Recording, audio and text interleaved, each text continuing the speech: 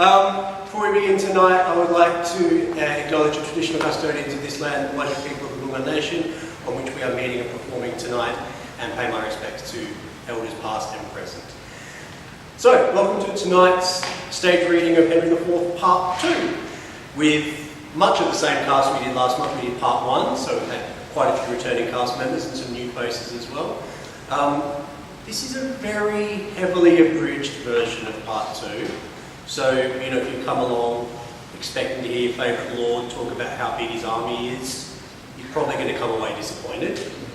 But, you know, we've kept all the fun bits, so we will have a bit of a laugh tonight.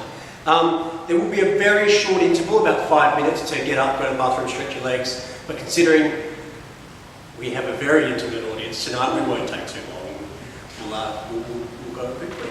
So, with that said, please enjoy tonight's reading of Henry IV Part 2.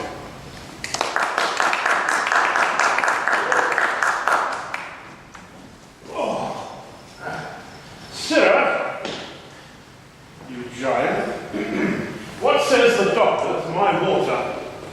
He said, sir, the water itself was a good healthy water, but for the party that owed it, he might have more diseases than he knew for. Men of all sorts take a pride to gird at me. The brain of this foolish compounded clay, man, is not able to invent anything that intends to laughter more than I invent or is invented on me. I am not only witty in myself, but the cause that is wit in other men. I do here walk before thee like a sow that hath overwhelmed her litter, all but one. If the prince put thee into my service for any other reason than to set me off, why then I have no judgment. He may keep his own grace, but he's almost out of mine, I can assure him. What says Master Domilton about the satin for my short cloak and my slops? He said, sir, you should procure him better assurance than Bardolph. He liked not the security. Let him be damned like the glutton. Pray God his tongue be hotter. Rascally, yea, forsooth, knave, to bear a gentleman in hand and then stand upon security. Where is Bardolph? He's gone to Smithfield to buy your worship a horse. I bought him in Paul's, and he'll buy me a horse in Smithfield, and I could get me but a wife in the stews. I were married, horsed, and wived. Sir, here comes the nobleman that committed the prince to striking him about Bardolph. Wait close, I will not see him. Sir John Falstaff! Boy, tell him I am Vic. You must speak louder. My master is deaf. I am sure he is, to the hearing of anything good. Go pluck him by the elbow, I must speak with him. Sir John! What? A young knave and begging? Is there not wars? Is there not employment? Doth not the king like subjects? Do not the rebels need soldiers? Though it be a shame to be on any side but one, it is worse shame to beg. You mistake me, sir. Why, sir, did I say you were an honest man? You hunt counter, hence, avaunt. Sir John Falstaff, a word with you. My good lord! God give your lordship good time of day. I heard say your lordship was sick. Your lordship, though not clean past your youth, and have yet some smack of age in you, some relish of the saltness of time, and I most humbly beseech your lordship to have a reverend care of your health. Sir John, I sent for you before your expedition to Shrewsbury. And, please your lordship, I hear his majesty is returned with some discomfort from Wales. I talk not of his majesty. You would not come when I sent for you. And I hear, moreover, his highness has fallen into the same whoreson apoplexy. This apoplexy, as I take it, is a kind of lethargy. And please your lordship, a kind of sleeping in the blood, a whoreson tingling. What tell you me of it? It is a kind of deafness. I think you have fallen into the disease, for you hear not what I say to you. Very well, my lord, very well. Rather, and please you, it is the disease of not listening, the malady of not marking, that I am troubled withal. I sent for you when there were matters against you for your life to come speak with me. As I was then advised by my learned counsel in the laws of this land service, I did not come. Well, the truth is, Sir John, you live in great infamy. He that buckles himself in my belt live in less. Your means are very slender and your waist is great. I would it were otherwise. I would my means were greater and my waist slenderer. You have misled the youthful prince. He hath misled me. I am the fellow with the great belly, and he my dog. Well, I am loath to call a new healed wound. Your day's service at Shrewsbury hath a little gilded over your night's exploit on Gad's Hill. My lord. But since all is well, keep it so. Wake not a sleeping wolf. There is not a white hair in your face which should have its effect on gravity. His effect on gravy. Grave. You follow the young prince up and down like an ill angel. Not so, my lord. You that are old consider not the capacities of us that are young. You do measure the heat of our livers with the bitterness of your galls. And we that are in the wayward of our youth, I must confess, are wags too. Do you set down your name in the scroll of youth? The written down old, all the characters of age? Have you not a moist eye, a dry hand, a yellow cheek, a white beard, a decreasing leg, an increasing belly? Is not your voice broken, your wind short, your chin double, your wit single, and every part of you blasted with antiquity? My lord, I was born with a white head and something of a round belly. For my voice I have lost it with hallooing and singing of anthems. To improve my youth further, I will not. The truth is, I am only old in judgment and understanding. For the box of the ear that the prince gave you, he gave it like a rude prince, and you took it like a sensible lord. I have checked him for it, and the young lion repents. Marry, not in ashes and sackcloth, but in new silk and old sack. Well, God send the prince a better companion. God send the companion a better prince. I cannot rid my hands of him. Well, the king has tethered you and Prince Harry. I hear you go to the Lord John of Lancaster against the Archbishop. Yea, I thank your pretty sweet wit for it. But look you, pray, all you that kiss my lady peace at home, that our armies join not in a hot day. If it be a hot day, and I brandish anything but a bottle, I would I might never spit white again. There is not a dangerous action that can peep out his head, but I am thrust upon it.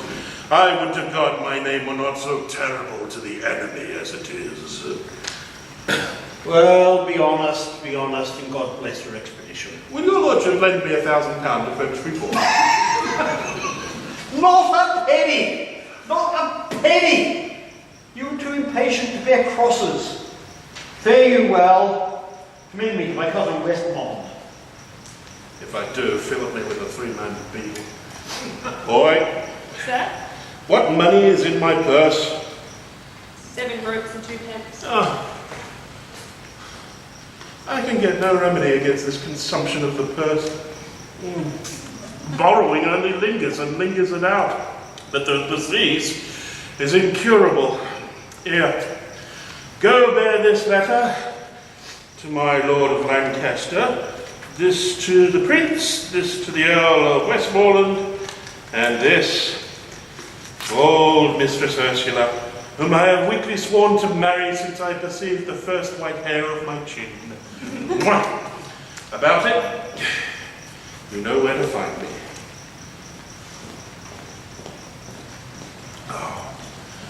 Oh, a pox of this gout, or a gout of this pox. For the one or the other plays the rogue at my great toe. But no matter if I do halt, I have the wars for my colour, and my pension shall seem the more reasonable. Good wit will make use of anything. I will turn diseases to commodity.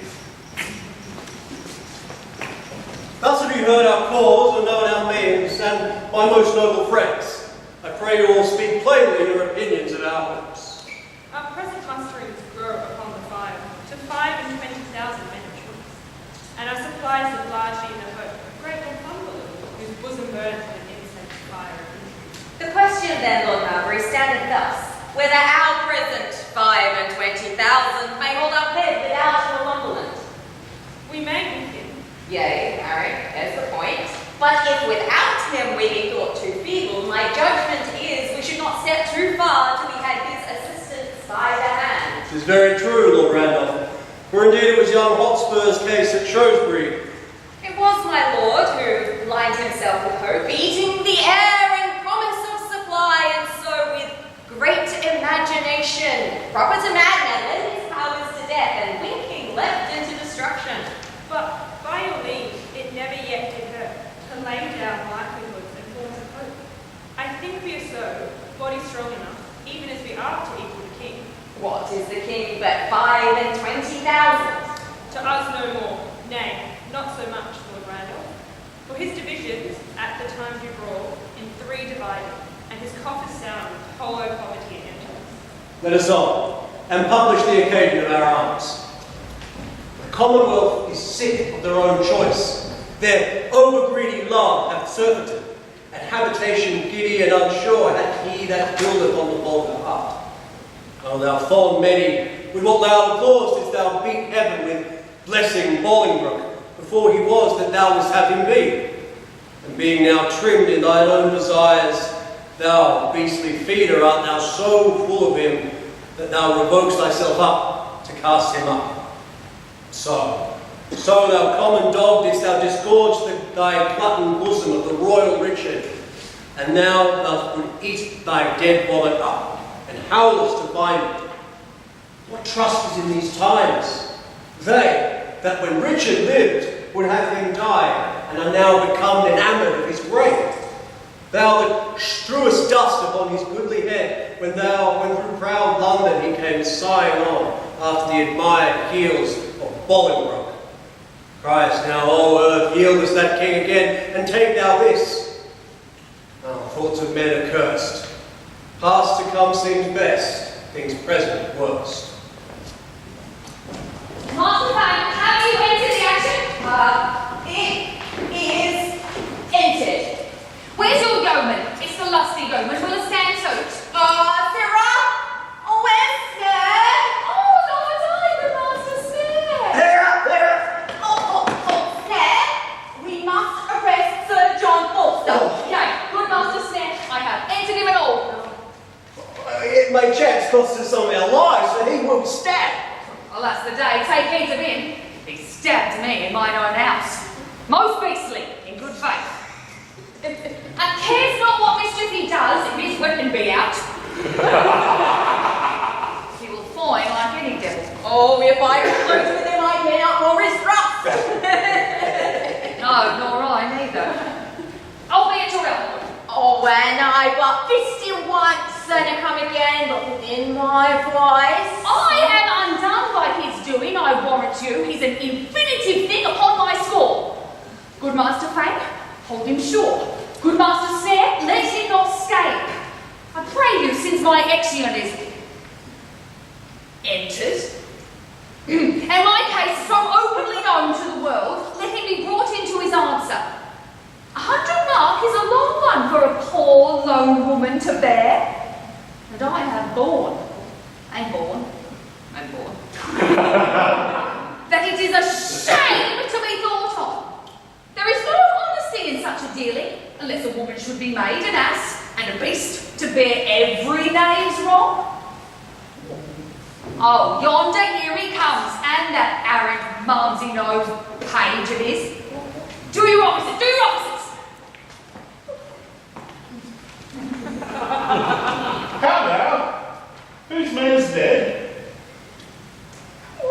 What's the matter? I arrest you at the suit of Mistress Quickly. Away, varlets. Draw, page, cut me off the villain's heads. I'll throw the queen in the channel. Oh, throw me in the channel! I'll throw thee in the channel! Wilt thou bastardly rogue! Thou art a honey seed, a man queller, and a woman queller. Keep them off, page. Good people, bring a rescue, or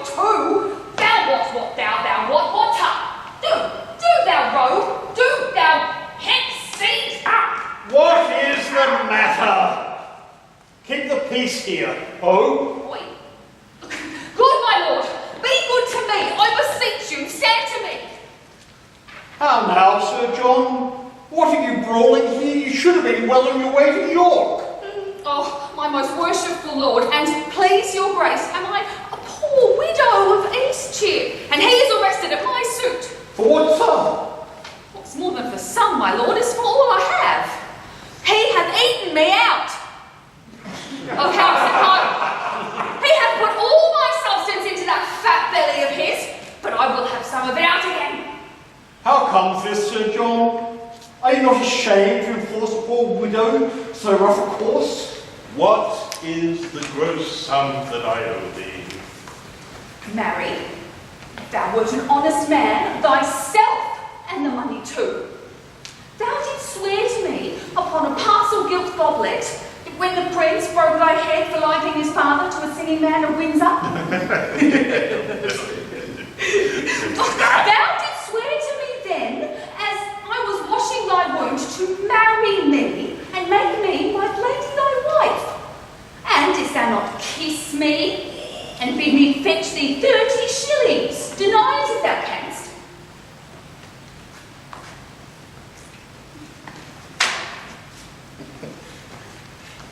My lord, this is a poor mad soul, and she says up and down the town that her eldest son is like you. She hath been in good case, and the truth is, poverty hath distracted her.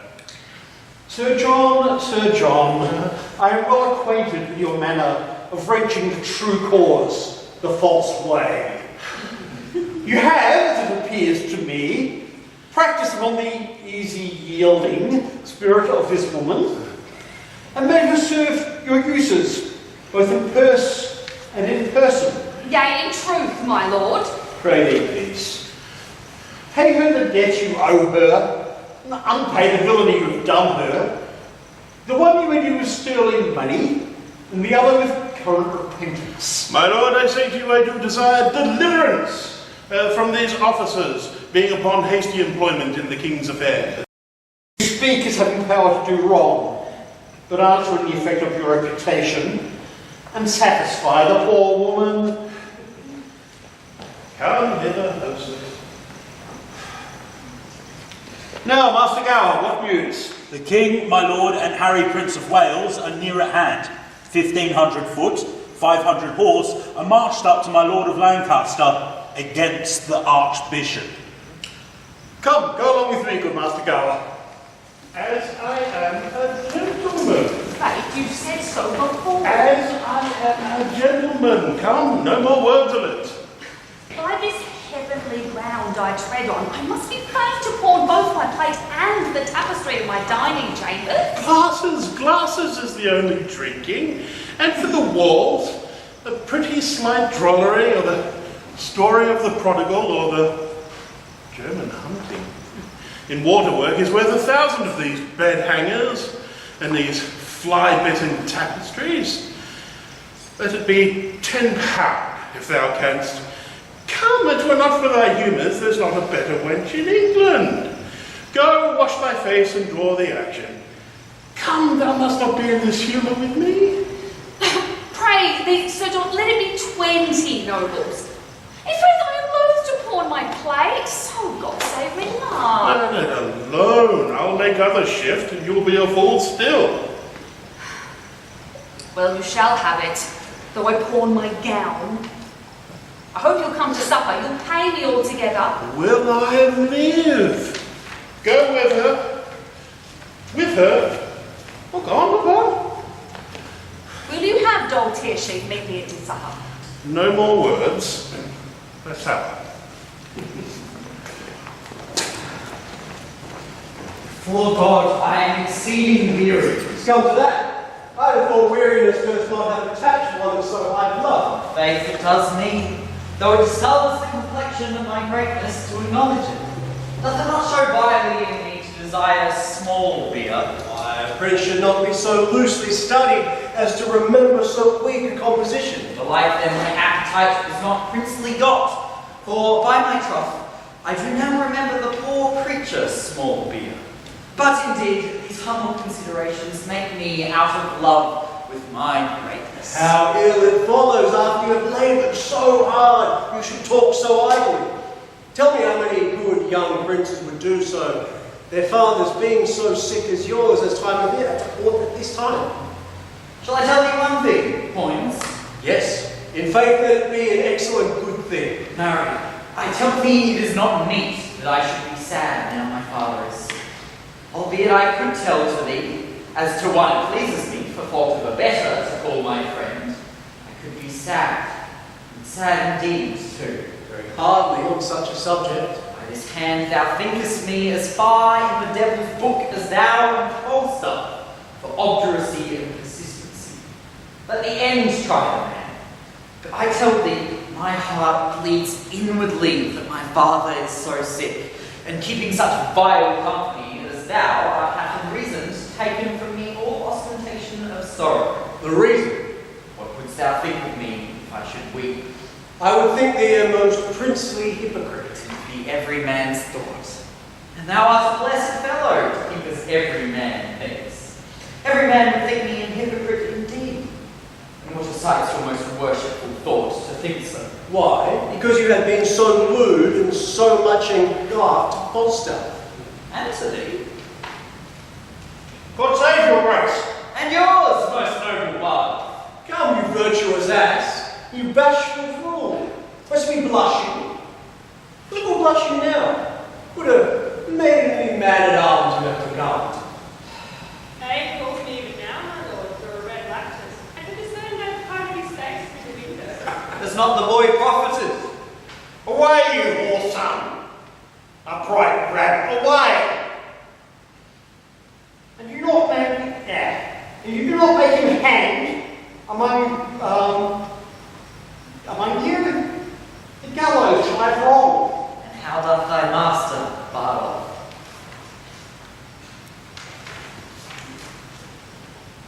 Well, my lord, you heard your grace has come to town. Here's a letter for you. I do allow this Wen to be as familiar with me as my dog, and he holds his place. Well, look you, how he writes. Hey. John Falstaff, knight. Every man must know as oft as he has occasion to name himself. To the letter. Sir John Falstaff, knight, to the son of the king nearest his father, Harry, Prince of Wales. Greeting. Why, this is a certificate. Peace. I will imitate the honourable Romans in brevity. It sure means brevity of breath, short-winded. I commend me to thee. I commend thee, and I leave thee. Be not too familiar with Poins, for he misuses thy favours so much that he swears thou art to marry his sister Nell. Repent at idle times as thou mayst, and so farewell. Thine by yea and no, which is as much to say as thou usest. Jack Falstaff with my familiars, John with my brothers and sisters, and Sir John with all the Europe. My lord, I'll stick this letter in his sack and make him eat it. That's to make him eat 20 of his words. But do you use me thus, Ned? Must I marry your sister? God send the wench no worse fortune. But I never said so. Well, thus we play the fools with the time, and the spirits of the wise sit idly in the clouds and mock us. Is your master here in London? Yea, my lord. Where sups he? Doth the old boar feed in the old friend? At the old place, my lord, in the exchange. Sup any women with him? None, my lord, but old Mrs. Quickly and Mrs. Doghead. Shall we steal upon them, Ned? At supper? I have no shadow, my lord. I'll follow you. Sirrah, you boy, and Barney, no word to your master that I am yet come to town. There's for your silence. I have no tongue, sir. And mine, I would love them. Nay, well, oh, this dull tear-sheet should be some room. I warn you, as common as the way between St. Albans and London. How might we see Falstaff bestow himself tonight in his true colours, and not ourselves be seen? Put on 2 leathern jerkin and aprons, and wait upon him at his table his drawers. Oh, low transformation. That shall be mine, for in everything the purpose smartest way with the folly. Follow me, Ned. Hey, sweetheart, methinks now you are in an excellent good temporality. But in fact, you have drunk too much canaries, and that's a marvellous searching wine, and it perfects the blood ere one can say, what's this? How do you now? Well, I was. Why, that's well said. A good heart's worth gold. Lo, here comes Sir John. When Arthur first in court in the Jordan and was a worthy oh, how now, Mistress Doll. Sick of a calm, yea, good fame. So is all her sect, and maybe once in a calm they are sick. Pox, damn you muddy rascal. Is that all the comfort you give me? You make fat rascals, Mistress Doll. I make them. Gluttony and disease make them. I make them not. If the cook helped to make the gluttony, you help to make the diseases, Doll. We catch of you, Doll, we catch of you. Yea, Mary's joys, our chains and our jewels. Your brooches, pearls, and ouches. For to serve bravely is to come halting off, you know, to come off the breach with his pike bent bravely, and to surgery bravely, to venture upon the charged chambers bravely. Hang yourself, you muddy conger. Hang yourself. By my troth, this is the old-fashioned. You two never meet, but you fall to some discord. What the good year. One must bear, and that must be you. You are the weaker vessel, as they say, the emptier vessel. Ah, can a weak, empty vessel bear such a full, huge, full hogshead? There's a whole merchant venture of Bordeaux stuff in him. Yeah, you have not seen a hulk better stuff in the whole country. Come on, I'll be friends with thee, Jack. Although I'm not going to the wars, and whether I shall ever see thee again or no, nobody cares. Sir, ancient pistols below and would speak with you. Hang in, swaggering rascal. Let him not come hither. He is the most foul-mouthed rogue in England.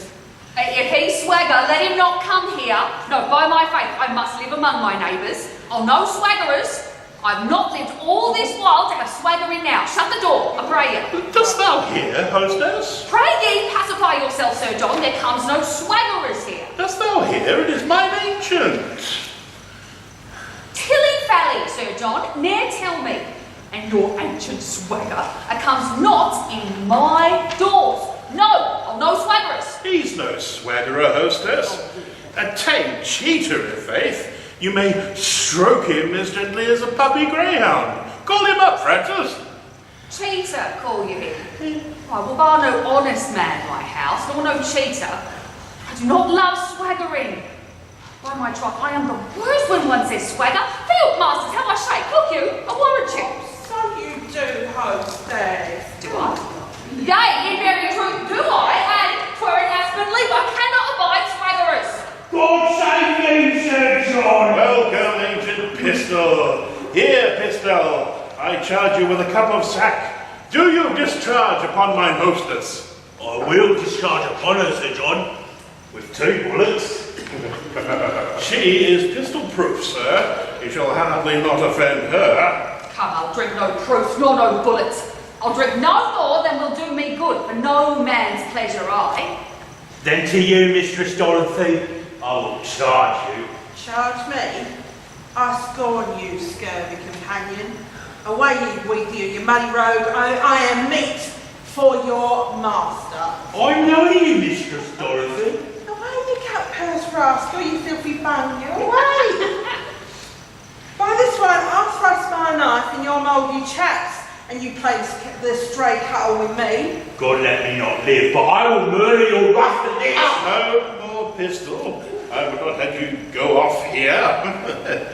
Discharge yourself of our company, pistol. No, good Captain Pistol, not here, sweet Captain. Captain? Honourable, damned character cheater. I'm not ashamed to be called Captain. And captains were would have truncheoned you out for taking their names upon you before you'd earned them. You, a captain, you slave, for what? For tearing a poor horse rough in a baldy house?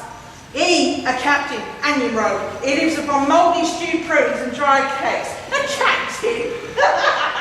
Gods like these villains will make the word as odious as the word occupy, which was an excellent good word before it was ill-sorted. Therefore, captains had need not look to it. Pray thee go down, good ancient. Not I. I tell you what, Corporal Rydolph, I could tear her. I will be revenged of her. I'll see her down first. Good Captain Peasel, be quiet. It is very late, if I perceive you now, aggravate your collar. These be good humours indeed. To be gone, good ancient, this will grow to a brawl anon. Die men like dogs, give crowns like pigs. Pistol, I would be quiet. Sweet nine, I kiss thy neck. What, we have seen the 7 stars. For God's sake, thrusting downstairs, I cannot endure such a fustian rascal. Thrusting downstairs? No, we not Galloway nags! Quiet him down, Bardolph. Man, do nothing but speak nothing, and shall be nothing here. Can't get you downstairs. What? Shall we have incision? Shall we embrood? Well then, let grievous, ghastly, gaping wounds. It's goodly stuff towards. Give me my rapier, boy. I pray thee, Jack, I pray thee, do not draw. Get you downstairs. Here's a goodly tumult. Alas, alas, put up your naked weapons, put up your naked weapons. I pray thee, Jack, be quiet. The rascal's gone. Go, you little horse, and Go! go. Mongrel! You fat bastard! Piss off. Are you not hurt to the groin? Methought I made a shrewd thrust at your belly.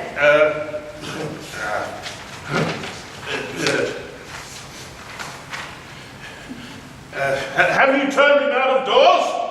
Yea, sir, the rascal's drunk. You've hurt him in the shoulder. A rascal to brave me. Oh, you sweet little rogue, you. Alas, poor ape, how thou sweatest.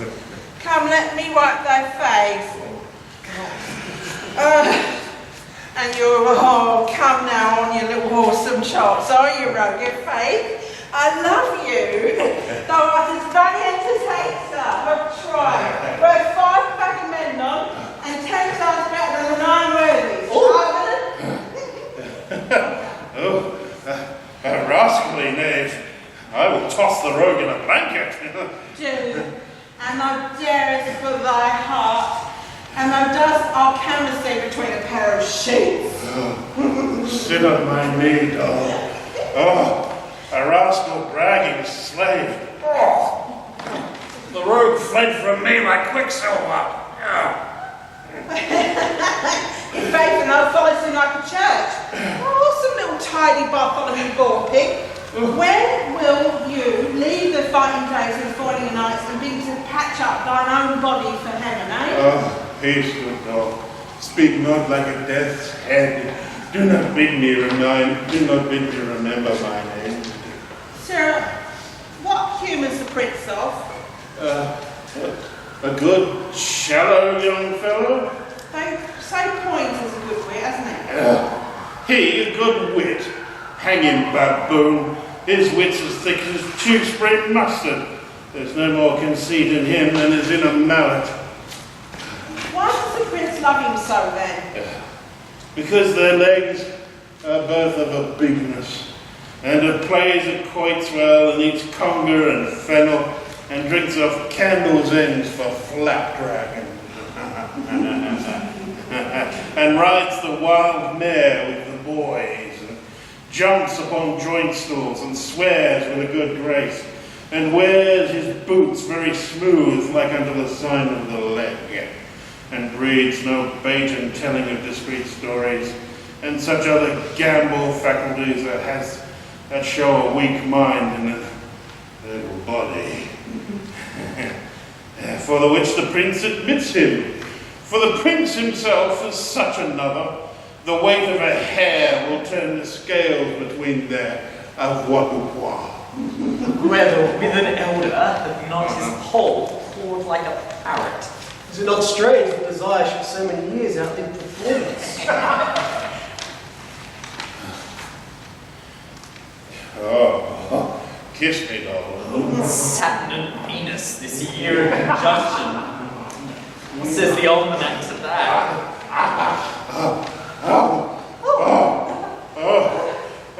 Better than thou. I'm a gentleman. Oh, by my troth, I kiss thee with the most constant heart. Thou dost give me flattering buses. I am old. I love thee better than I love any scurvy young boy of them all. What stuff wilt thou have a skirt of? I shall receive money a Thursday, shall have a cap tomorrow, a merry song. Come, it grows late, we'll to bed. Oh, thou'lt forget me when I am gone. By my same troth, thou set me a weeping as I say so. Prove that ever I dress myself handsome till I return. Well, hearken at the end, wouldn't you? Some sack, Francis. No, sir!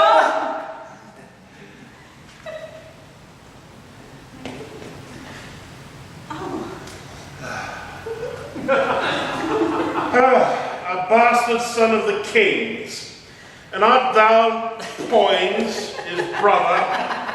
Why, thou load of sinful continents, what a life dost thou lead? Better than thou, I am a gentleman. Thou art a draw. Very true, sir. And I come to draw you out by ears. Oh, the Lord preserve thy grace.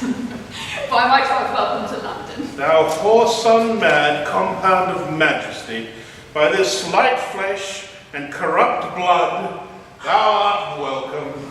Ah, you fat fool, scorn you. You poor son, candle mine, you. How vilely did you speak of me now, before this honest, virtuous, civil gentlewoman? Oh, God's blessing of your good heart.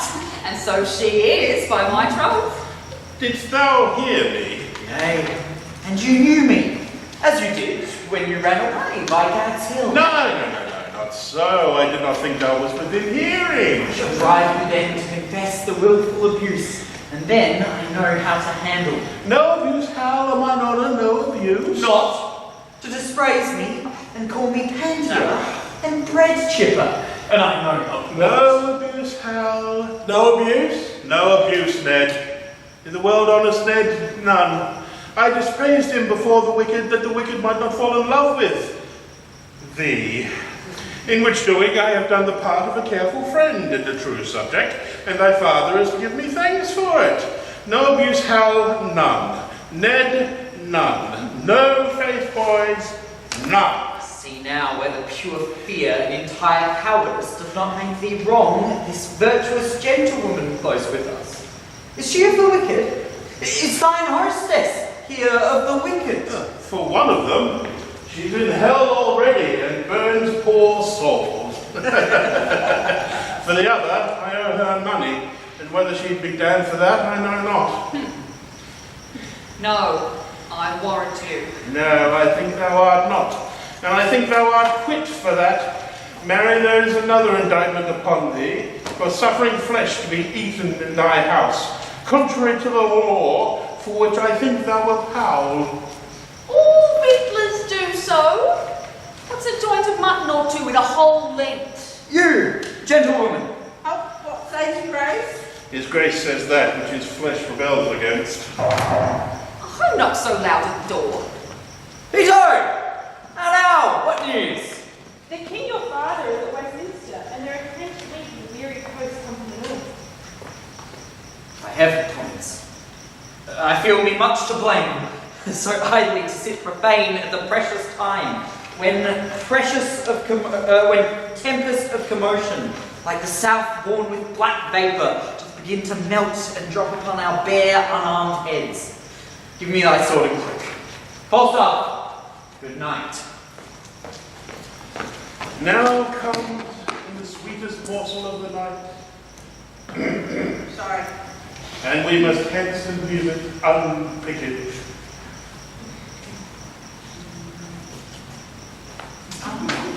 How now, what's the matter? You must wait to court, sir, presently, and doesn't Captain Stanley order you? Oh, Farewell, hostess.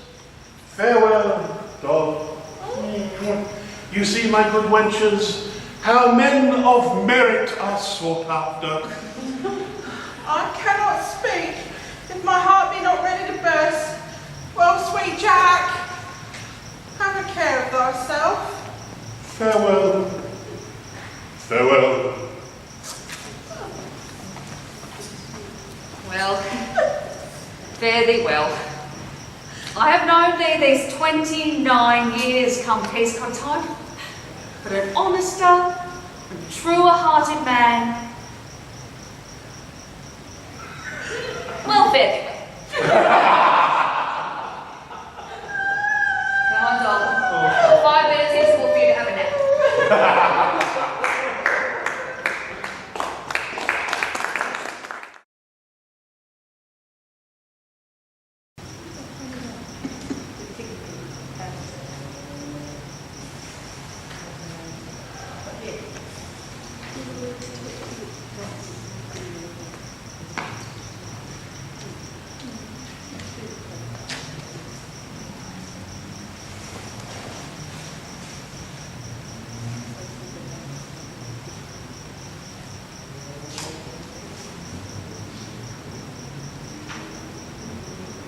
How many of my glorious subjects, thousands of glorious subjects, are this hour asleep? Oh, sleep. Oh, gentle sleep.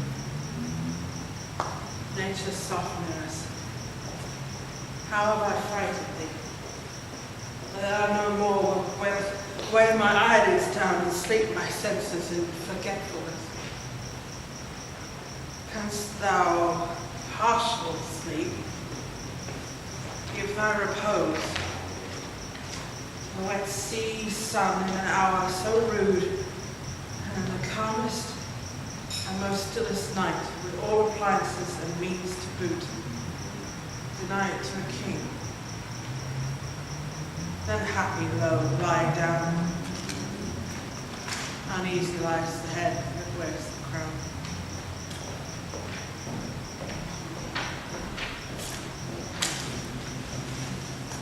Have you read out the letters that I sent you? I have, my liege. Then you perceive the body of our kingdom, how foul it is, how rank diseases grow, and with what danger near the heart of it. My lord the Archbishop will soon be cooled. Oh God, that thou might read the book of fate, see the revolution of the times make mountains level and the continent, weary of solid firmness, melt itself into the sea. 'Tis now 10 years gone since Richard and Northumberland, great friends, did feast together, and in 2 years after that were at war. Then Richard, with his eye brimful of tears, then checked and rated Northumberland, did speak these words, now proved a prophecy. Northumberland, thou ladder by which my cousin Bolingbroke ascends my throne. God then, God knows, I had no such intent, but that necessity so bold the state that I and greatness were compelled to kiss. The time shall come, thus did you follow it. The time will come that foul sin gathering head shall break into corruption. So went on, foretelling the same time's condition, and is the division of our amity.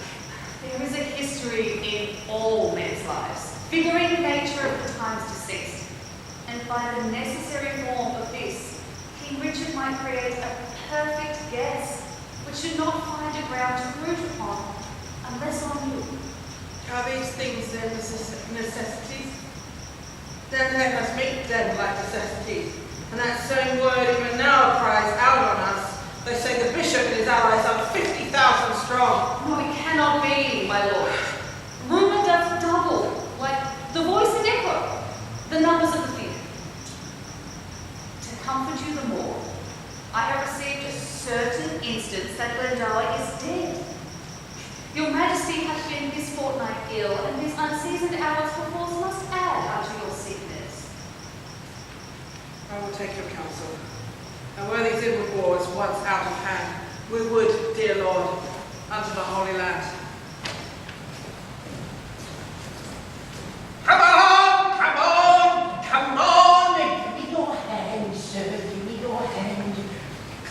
Early stir by the rood, and how doth my good cousin Silence? Good morrow, good cousin Shallow.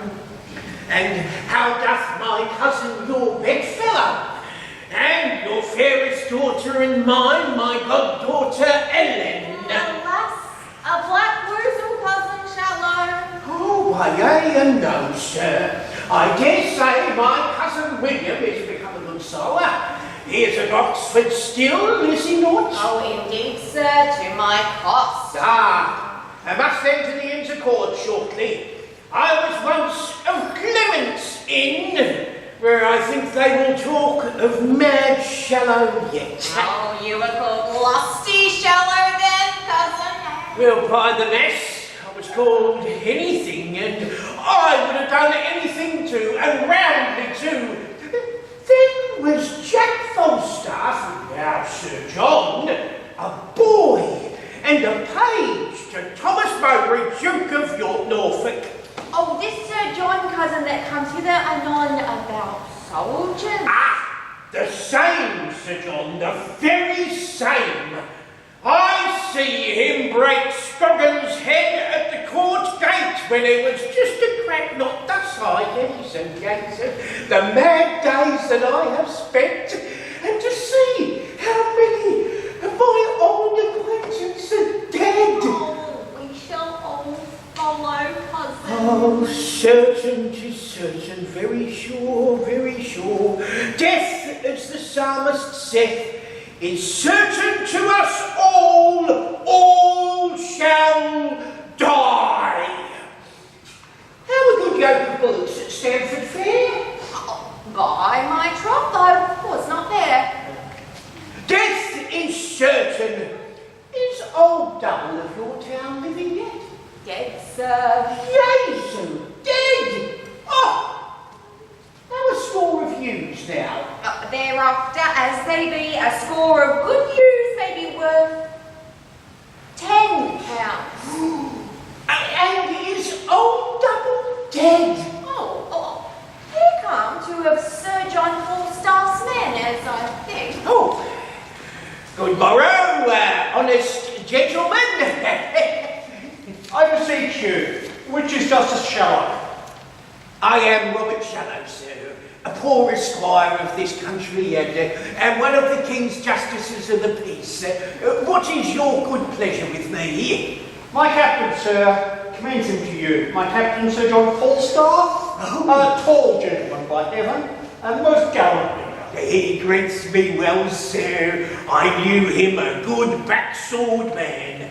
How doth the good knight? And may I ask how my lady his wife doth? Sir, pardon, a soldier's better accommodated than with a wife. Oh, it is well said in faith, sir, and it is well said indeed too.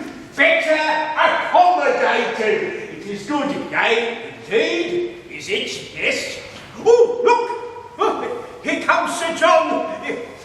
Give me your good hand. Give me your worship's good hand. By my troth, you well, and you bear your years very well. Welcome, good Sir John. I am glad to see you well, good Master Robert Shallow. Master Shorecard, as I think. Oh, no, sir, it is my cousin Silence in commission with me. Ah, good Master Silence.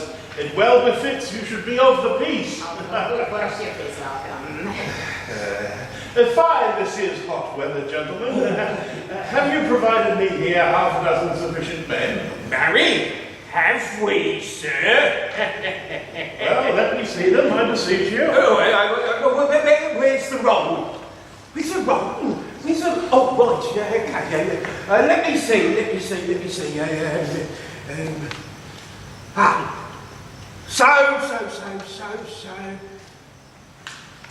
So. Yea, married, sir. Raise Mouldy.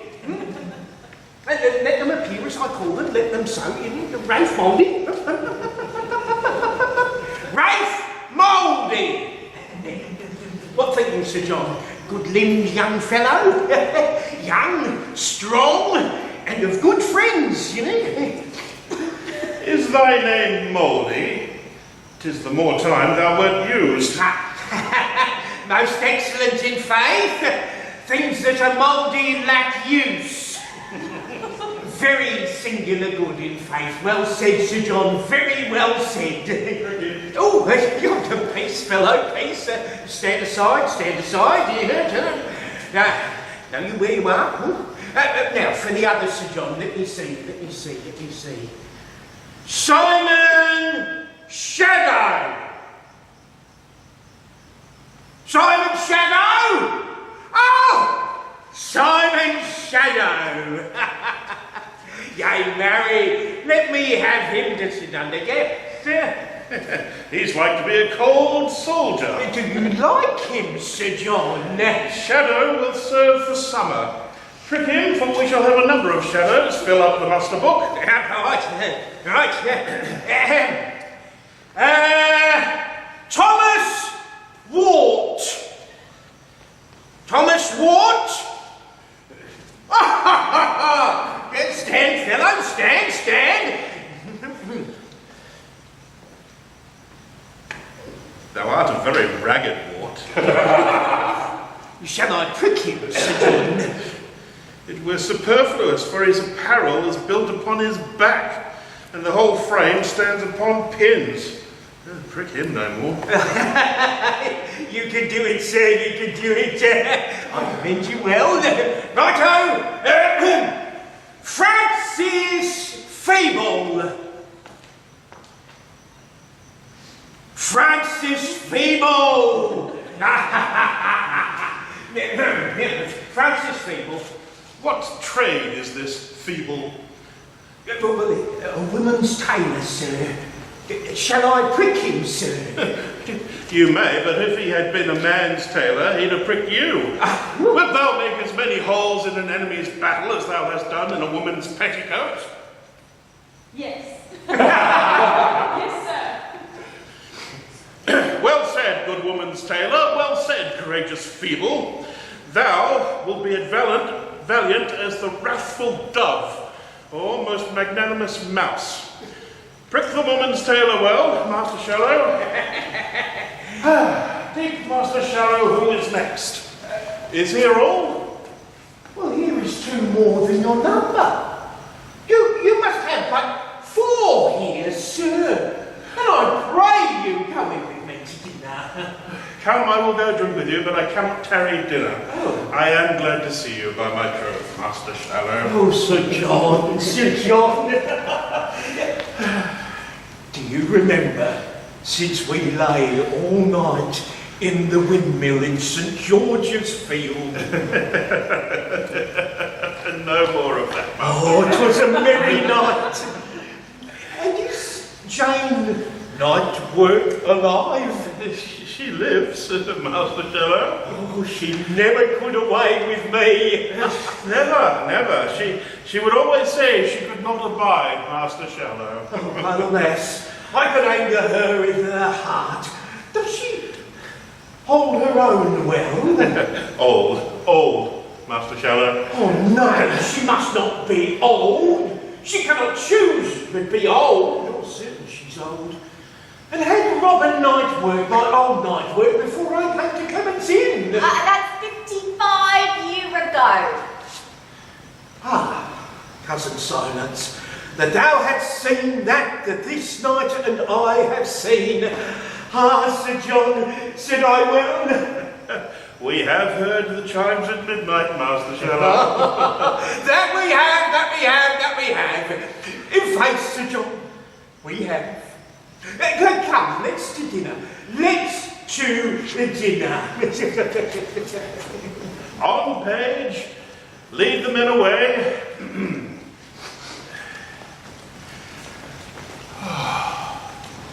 As I return, I will fetch off these justices. I do see the bottom of Justice Shallow. Lord, Lord, how subject we old men are to this vice of lying. This same starved Justice hath done nothing but prate to me of the wildness of his youth, and the feats he hath done about Turnbull Street, and every third word a lie. I do remember him at Clement's Inn, like a man made after supper of a cheese paring. There was the very genius of famine, yet lecherous as a monkey, and the whores called him Mandrake. And now is this vice's dagger become a squire, and now he has land and beefs. Oh. Well, I'll be acquainted with him if I return, and it shall go hard, but I will make him a philosopher's tombstones to me. If the young dace be a bait for the old pike, I see no reason in the law of nature that I may snap at him. Let time shape, and there it end. What is this forest called? Tis Gaunt Tree Forest, and it shall please your grace. My friend and brother in these great affairs, I must acquaint you now that I have received new dated letters from Northumberland. Here doth he wish his person with such powers as might hold sword of his quality, which he could not levy. Whereupon he is retired to write his growing fortunes to Scotland. Thus do the hopes we had him touch the ground and dash themselves to pieces. Now, what news? Health and fair greeting from our General, the Prince, Lord John, and Duke of Lancaster. Say on, my Lord of Westmoreland, in peace what doth concern your coming?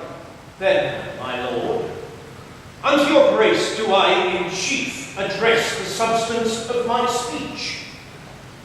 You, Lord Archbishop, whose beard the silver hand of peace hath touched, whose learning and good letters peace hath tutored, whose white investments figure innocence. Wherefore do you so ill translate yourself into the harsh and boisterous tongue of war, turning your books to graves, your ink to blood, your pens to lances, and your tongue divine to a trumpet and a point of war? Wherefore do I this? So the question stands, briefly, to this end we are all diseased.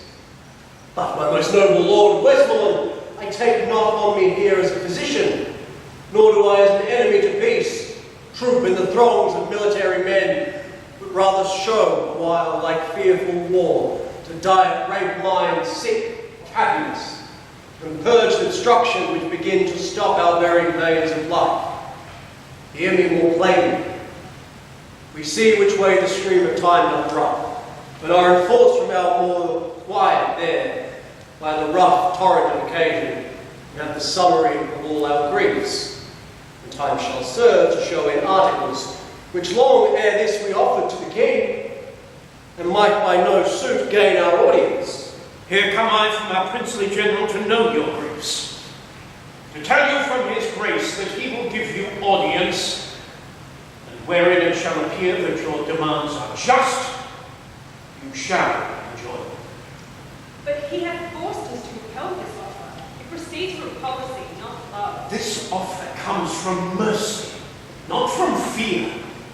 For lo, within again our army lies. Our battle is more full of names than yours, our men more perfect in the use of arms, our armour all as strong, our cause the best. Then reason, well, our hearts should be as good. Say you not then our offer is compelled. Then take my Lord of Westmoreland this schedule, for it contains our general grievances, each several article herein redressed. We come within our awful banks again, and knit our powers to the arm of peace. This will I show the general. There is a thing in my wisdom that tells me that no conditions of peace can stand. No, my Lord, not this. The king is weary of dainty and such picking grievances, and therefore will he wipe his tables clean. His foes are so enrooted with his friends that, plucking to unfix an enemy, he doth unfasten so and shake a friend. Therefore be assured, my good Lord Marshal, if we do now make our atonement well, our peace will, like a broken limb united, grow stronger for the breaking. Be it so. Here is returned, my Lord of Westmoreland. The prince is here at hand. You are well encountered here, my good cousin Mowbray. Good day to you, gentle Lord Archbishop, my Lord of York. It better showed with you than when that your flock assembled by the bell, and so would you here to hear with reverence your exposition on the holy text, than now to see you here an iron man, cheering a rout of rebels with your drum, turning the word to sword and life to death. Who hath not heard it spoken how deep you are within the books of God? To us, the imagined voice of God himself, now you have taken up under the counterfeited zeal of God, the subjects of his substitute, my Father, and both against the peace of heaven and him have here upscorned them. Good my Lord of Lancaster, I am not here against your father's peace, but as I told my Lord of Westmoreland, the time disorder doth, in common sense, crowd us and crush us to this model to hold our safety up. I send your grace the pulses and particulars of our grief, the which hath been with scorn shoved from court. Pleaseth your grace to answer them directly. How far forth you do like their articles? I like them all, and do allow them well, and swear here by the honour of my blood, my father's purposes have been mistook. My lord, these griefs shall be with speed redressed. Upon my soul they shall, if this may please you, discharge your powers unto their several counties, and mingle ours, and here between the armies let's droop together friendly and embrace. I take your princely word for these redresses. I give it you, and will maintain my word, and thereupon I will drink to your grace. To you, my noble Lord of Westmoreland, I pledge your grace, and if you knew what pains I have bestowed to breed this present peace, you would drink freely. But my love to ye shall show itself more openly hereafter. I do not doubt it. Pray! The word of peace is rendered. Mark how they shout. This had been a cheerful after victory. The peace is of the nature of a conquest. For them both parties nobly are subdued, and neither party loses. Go, my lord, and let our army be discharged too. And good, my lord, so please you, let our trains march by us that we may peruse the men we should have got the door. Go, my good Lord Mowbray. And ere they be dismissed, let them march by. I trust, Lord, we shall lie together tonight. Now, cousin, wherefore stands our army still? The leaders, having charge from you to stand, will not go off until they hear you speak. They know their duties. My lord, our army is dispersed already. Good tidings. My Lord Mowbray, for the which I do arrest you, traitor, of high treason. And you, Lord Archbishop, and you, Lord Mowbray, of capital treason, I attach you both. Is this proceeding just and honourable? Is your assembly so? You thus break your faith. I warned thee, John. I promise you redress of these same grievances whereof you did complain, which by mine honour I will perform with the most Christian care. But for you, rebels, look to taste the due meat for rebellion and such acts as yours. Some guard these traitors to the block of death, treason's true bed, and yield it up of bread.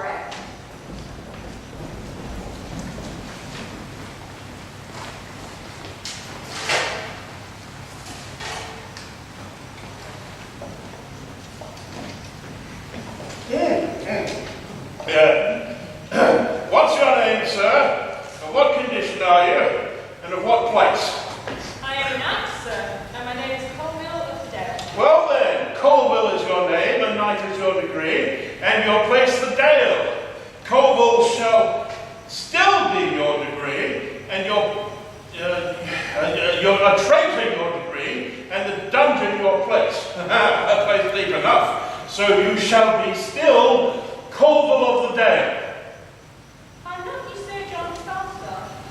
As good a man as he, sir, whoever I am. Do you yield, sir, or shall I sweat for you? If I do sweat, they are the drops of thy lovers, and they weep for thy death. Therefore rouse up fear and trembling, and do observance to my mercy.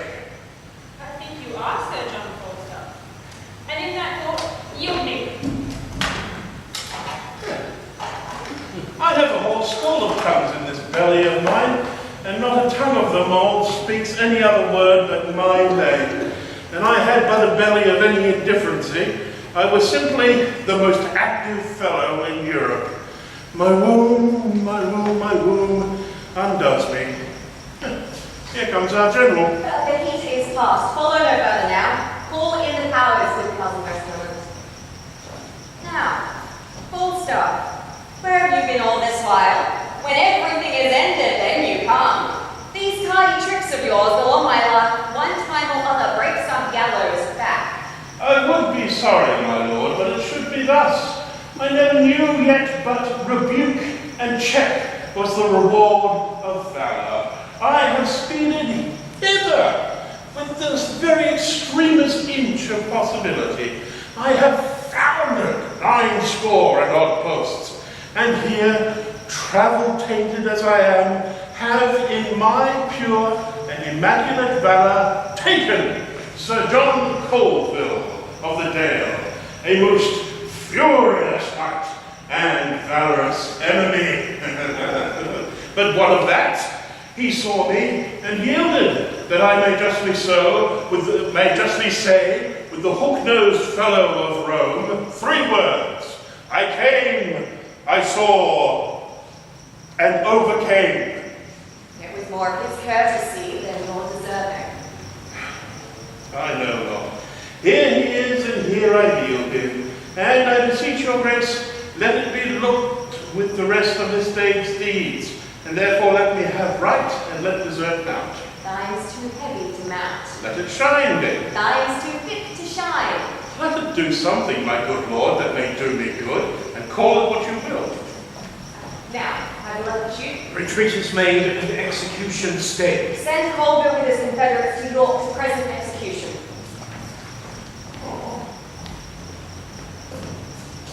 And now, dispatch me towards the court, my lord. I hear the king, my father, is still sick. My lord, I beseech you give me leave to go through Gloucestershire, and when you come to court, stand by my good lord in your good report. Very well, Falstaff. I, in my condition, shall speak better of you than you deserve. I would you had to wait for better than your dukedom. Good faith, this same young, sober-blooded boy doth not love me, nor a man cannot make him laugh. But there's no marvel in that. He drinks no wine.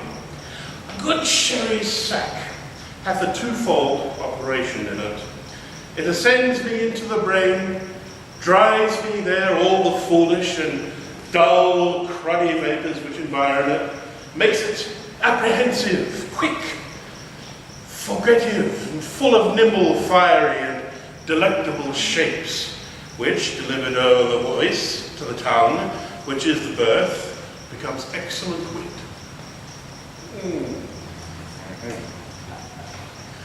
The second property of your excellent sherries is the warming of the blood, which before, cold and settled, left the liver white and pale, which is the badge of pucin cowardice. But the sherry warms it and makes it coarse from the inwards to the parts extremes. It illumineth the face, which, as a beacon,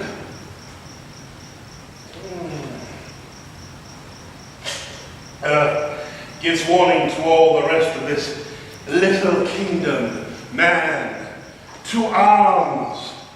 And then the vital commoners, and inland petty spirits muster all to their captain, the heart, who great and pulled up within this retinue doth any deed of courage, and this valour comes of Sherries. So that skill in the weapon is nothing without sack, for that it sets a work, and learning a mere hoard of gold kept by a devil, till sack commences it, and sets it in act and use. Hereof comes it that Prince Harry is valiant. For the cold blood he did naturally inherit of his father, he hath, like lean, sterile and bare land, manured, husbanded, and filled with excellent endeavour of drinking good and good store of fertile sherries, that he is become very hot and valiant. I had 1,000 sons. The first human principle I would teach them should be to forswear thin potations and to addict themselves to sack.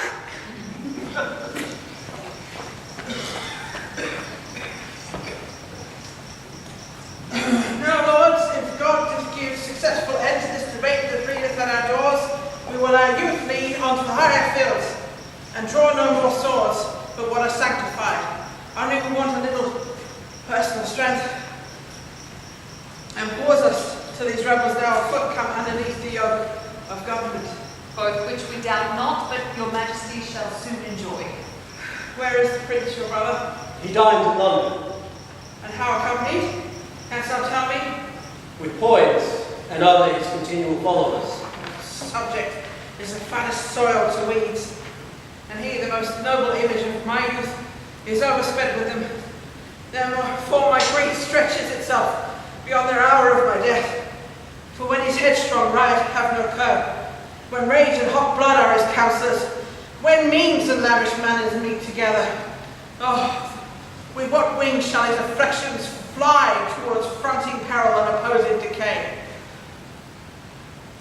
Who's here? Westmoreland. Health to my sovereign, and new happiness added to that I am to deliver. Mowbray, the bishop's group, rebels and all, are brought to the correction of your law. There is not now a rebel sword unsheathed, but peace puts forth her olive everywhere. Oh, Westmoreland, thou art a summer bird, which ever in the haunch of winter sings that lifting up of day. And wherefore should these good news make me sick? Will fortune never come back with both hands full, but wet her fair words but still in foulest terms?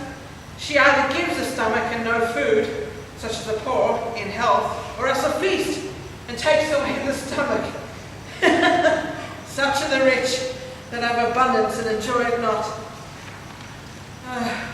I should rejoice now at this happy news. And now my sight fails, and my brain is giddy. Oh me, come near me. Now I am much ill. I pray you take me up and bear me hence into some other chamber softly. Pray, let me be.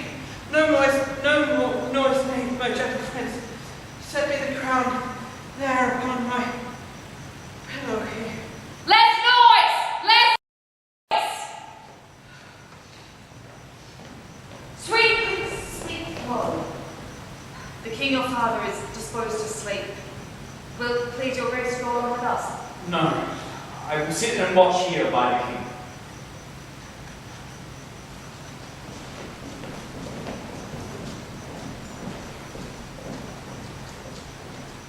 Why doth the crown lie there upon his pillow, being so troublesome a bedfellow? Oh, polished perturbation, golden care, that keepeth the ports of slumber open wide to many a watchful night. Sleep with it now, yet not so sound and half so deeply sweet, as he whose brow with only bigger bound snores out the watch of night.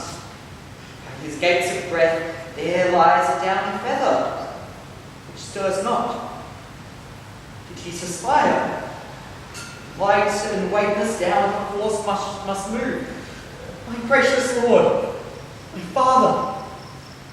Oh, the sleep is sound indeed.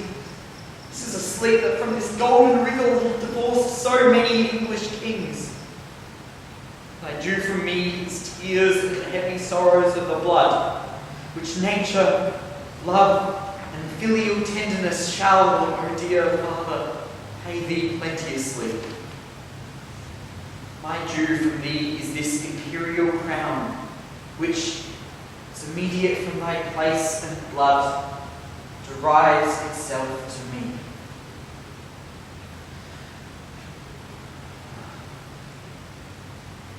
Over it sits, which God shall guard, and put the world's whole strength into one giant arm. It shall not force this lineal honour from me. This from thee will I to mine leave, as 'tis left to me.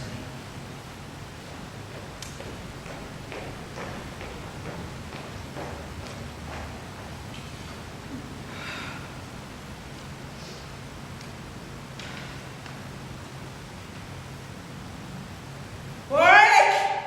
Clarence! Doesn't get cold. What would your majesty?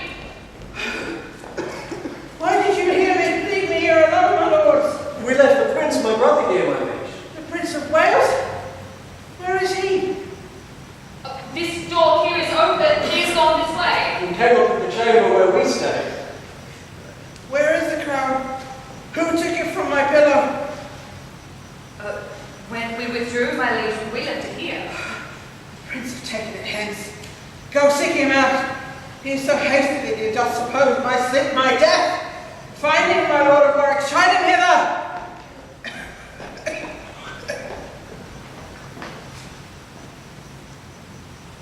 This part of his conjoins with my disease and helps to end me. See, son, what thing you are. How quickly nature falls in revolt when gold becomes her object. Now where is he that will not stay so long till his friend's sickness have determined me? Lo, where he comes. Come hither to me, Harry. Depart the chamber, leave us here alone. I never thought to hear you speak again. Thy wish was father, Harry, to that thought. I stayed too long by thee. I weary thee. Dost thou so hunger for mine empty chair, that thou wouldst need invest thee with mine honours before thy hour be ripe? Oh, foolish youth, thou seekest the greatness that will overwhelm thee. Thou hast stolen that which after some few hours were thine without offence, and at my death thou hast sealed up my expectation. Thy life did not manifest thou lovest me not, and thou wilt have me die assured of it. Thou hast 1,000 daggers in thy thoughts, on which thou hast waited on thy stony heart to stab an hour of my life. What canst thou not forbear me half an hour? Get thee gone, and dig my grave thyself, and bid the merry bells ring to thine ear that thou art crowned. Not that I am dead, that all the tears that should bedew my hearse be drops of balm to sanctify thy head. Only compound me with forgotten dust. Give that which gave thee life unto the worms. Pluck down my offices, break my decrees. For now a time has come to mock at form. Harry V is crowned! Out vanity! Down royal state! All you sage councillors, hence! And to the English court assemble now from every region hates of idleness. No neighbour confines purge you of your scum. Have you a ruffian that will swear, drink, dance, revel the night, rob, murder, and commit the oldest sins and newest kind of ways? Oh, my poor kingdom, sick with civil blows. Oh, thou wilt be a wilderness again, peopled with wolves, thy old inhabitants. Oh, pardon me, my liege. But for my tears, the moist impediments unto my speech, I had forestalled this dear and deep rebuke, ere you with grief that it spoke, and that I had heard the course of it so far. There is your crown. God witness with me, when I came here in and found no course of breath within your majesty, how cold it struck my heart. If I do fain, let me in my present wildness die, and never live to show the incredulous world the noble change that I had purposed. Coming to look on you, thinking you dead, and dead almost, my liege, to think you were. I spake unto this crown as having sense, and thus upbraided it, accusing it. I put it on my head to try with it, as with an enemy that hath before my face murdered my father, quarrel of a true inheritor. Did infect my blood with joy, let God forever keep it from my head. God put in thy mind to take it hence, that thou mightst win the more thy father's love. Pleading so wisely in excuse of it. Come hither, Harry. Sit thou by my bed, and here I think the very last counsel that ever I shall breathe. God knows, my son, by what bypass and indirect crooked ways I met this crown, and I myself know well how troublesome it sat upon my head. To thee it shall descend with better quiet, better opinion, better confirmation. For all the soil of the achievement goes with me into the earth. And now my death changes the mood. For what in me was purchased falls upon thee in a more fairer sword. So though the garland weareth successively, yet thou standest more sure than I could do. Thou art not firm enough. Since griefs are green and all my friends, which must make thy friends, have but their stings and teeth newly ta'en out. Be it thy course to busy giddy mind with foreign quarrels. That action hence borne out may waste the memory of the former days. More would I, but my lungs are wasted, so the strength of speech is utterly denied me. How came I by the crown, O God, forgive me, and granted may with thee in true peace live. You won it, wore it, kept it, gave it me. And plain and right must my succession be, which I with more than a common pain against all the world would rightfully maintain. Look here. Here comes my John of Lancaster. Health, peace, and happiness to my royal father. Thou bringest me happiness and peace, son John. And health alack with youthful wings that flown from this bare, withered trunk. Upon thy sight my worldly business makes a period. It has been prophesied to me many years I should not die but in Jerusalem, which vainly I suppose the Holy Land. But bear me to that chamber. There I'll lie, and then in that Jerusalem shall Harry die.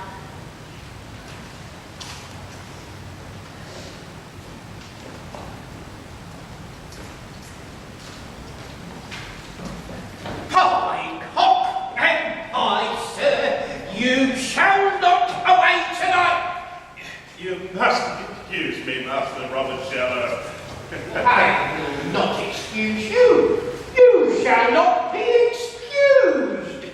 Excuses shall not be admitted. There is no excuse shall serve. You shall not be excused. Come, come, come, come. Off with your boots. Come, Sir John. I'll follow you, good Master Robert Shallow.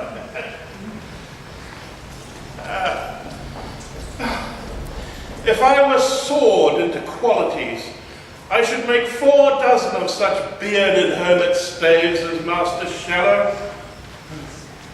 If I had a suit to Master Shallow, I would humour his men with the imputation of being near their master. If to his men I would curry his favour with Master Shallow, that no man could better command his servants. It is certain that either wise bearing or ignorant carriage is caught, as men take diseases one to another. Therefore let men take heed of their company. I will devise matter enough out of this Shallow to keep Prince Harry in continual laughter, the wearing out of 6 fashions, which is 4 turns or 2 actions. And I shall laugh without interval, and oh, it is much better lie with a slight oath, and a jest with a sad brow. Will do a fellow that never had the ache in his shoulders. Oh, you shall see him laugh his face, until his face be like a wet cloak ill laid up. Sit down! I come, Master Robert Shallow, I come. Good day! You shall see my orchard, where, in an arbour, we shall eat a last year's pippin of my own grafting, and with a dish of caraway, and so forth, and then to bed. For God, you have a goodly dwelling here. Oh, And a rich. Baron, beggars all, Sir John, all, marry, good sir. Sir John, God save you! What wind blew you hither, Pistol? Not the ill wind which blows no man to good. Sweet night, thou art now one of the greatest men in this realm. Sir John, I am thy pistol and thy friend. And helter-skelter have I rode to thee, and tidings do I bring, and lucky joys, golden times, and happy news of price. I pray thee now, deliver them like a man of this world. A fortray for this world and worldling's base.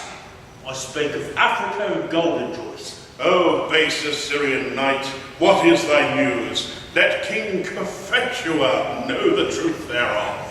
Shall dunghill curs confront the Halidons, and shall good news be baffled? Then, Pistol, lay thy head in fury's lap. Give me pardon, sir, if, you come with news from court. I take it there's but 2 ways, either to utter them or conceal them. I am, sir, under the king in some authority. Under which, King Bessarion? Speak or die. Under King Harry. Harry the 4th or 5th? Harry the 4th. A fortray for thine office, Sir John. Thy tender lamb can now be king. Harry the 5th's the man. I speak the truth. When Pistol lies through this and fig me, like the bragging Spaniard. What, is the old king dead? As nail and door, the things I speak are just. Away, page, saddle my horse. Master Robert Shallow, choose what office thou wilt in the land, 'tis thine. Pistol, I will double charge thee with dignities. Oh, joyful day! I would not take a knighthood for my fortune. What, I do bring good news? Master Shallow, my Lord Shallow, be what thou wilt, I am Fortune's steward. Get on thy boots, we'll ride all night. Oh, sweet Pistol. Away, page! Oh, come, Pistol, utter more to me, and withal devise something to do thyself good. I know the young king is sick for me. Let's take any man's horses. The laws of England are at my commandment. Blessed are they that have been my friends, and woe to my Lord Chief Justice. Let vultures vile seize on his lungs also. Where is the life that late I led? Say they, why here it is. Welcome these pleasant days.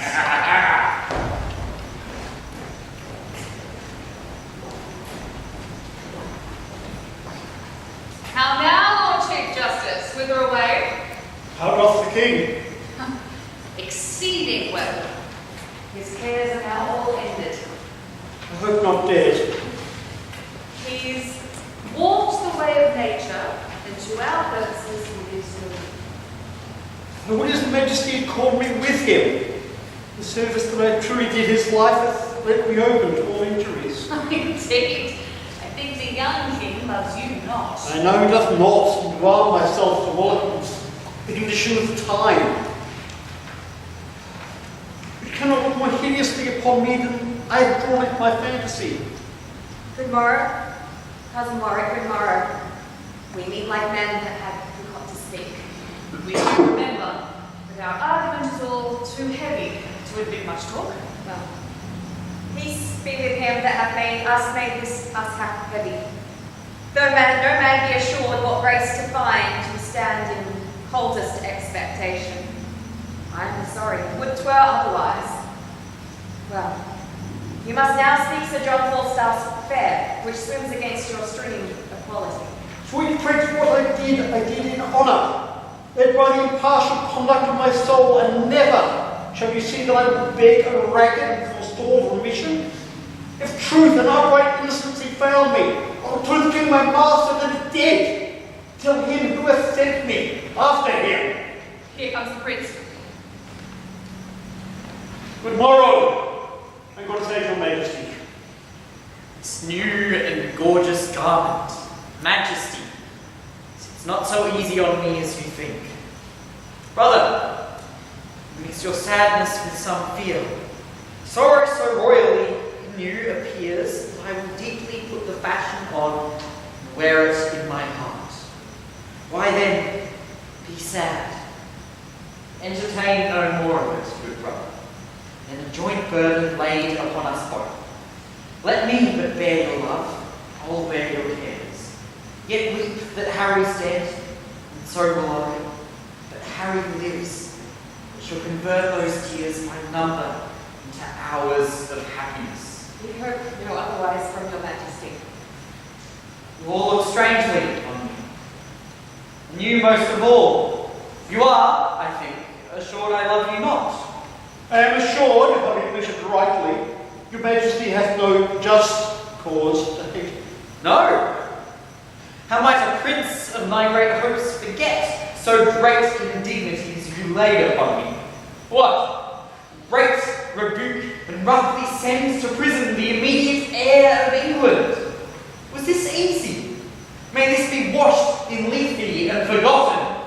I then introduced the person of your father, the image of his power, like then in me. And in the administration of this law, whereon, as an offender to your father, I gave bold way to my authority and did commit you, if the deed were ill. Now, as you are king, speak in your state, what I have done that became my place, my person, or my religious sovereignty. You are right, Justice. You weigh this way. Therefore still bear the balance and the sword. I do wish your honours may increase till you do live to see a son of mine offend you and obey you as I did. There is my hand. Your father is gone wild into his grave, for in his tomb lie my affections, and with his spirit sadly I survive to mock the expectation of the world, to frustrate prophecies, and to raise out rotten opinion, who hath writ me down after my seeming. The tide of blood in me hath proudly flowed in vanity till now. Now doth it turn, and ebb back to the sea, where it shall mingle with the state of floods, and flow henceforth in formal majesty. Our coronation done, we will ascite, as I before remembered, all our state, and God, consigning to my good intents, no prince nor peer shall have just cause to say, God shorten Harry's happy life one day.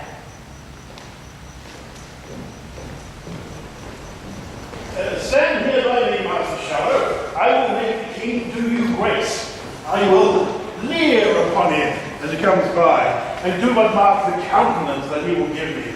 Oh, if I had but time to have made new liveries, I would have bestowed the £1,000 I borrowed of you. But 'tis no matter. This poor show doth better.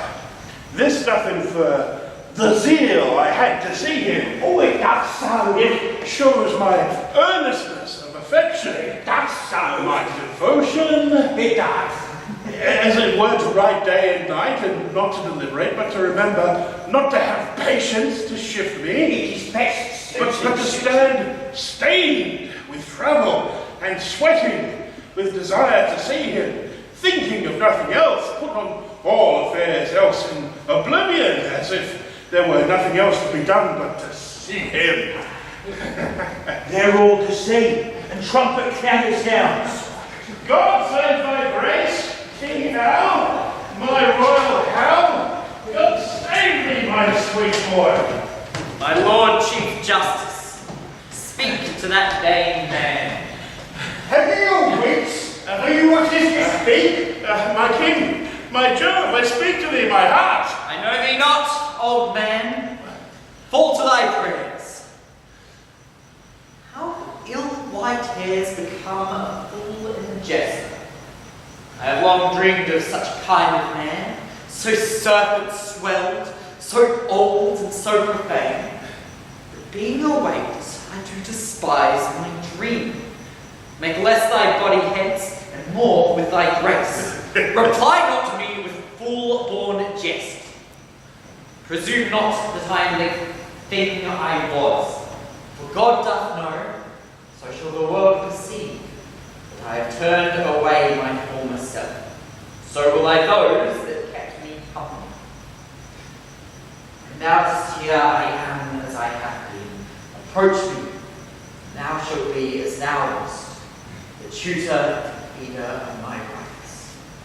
Till then I banish thee, on pain of death, as I have done the rest of my misleaders, not to come near our person by 10 miles.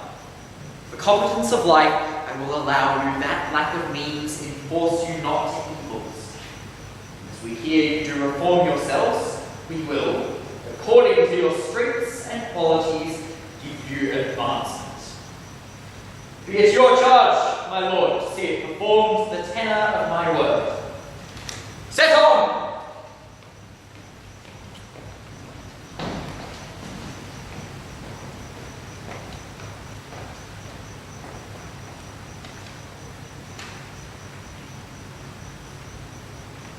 Master Shallow, I owe you £1,000. You ain't married, Sir John, which I beseech you to let me have home with me.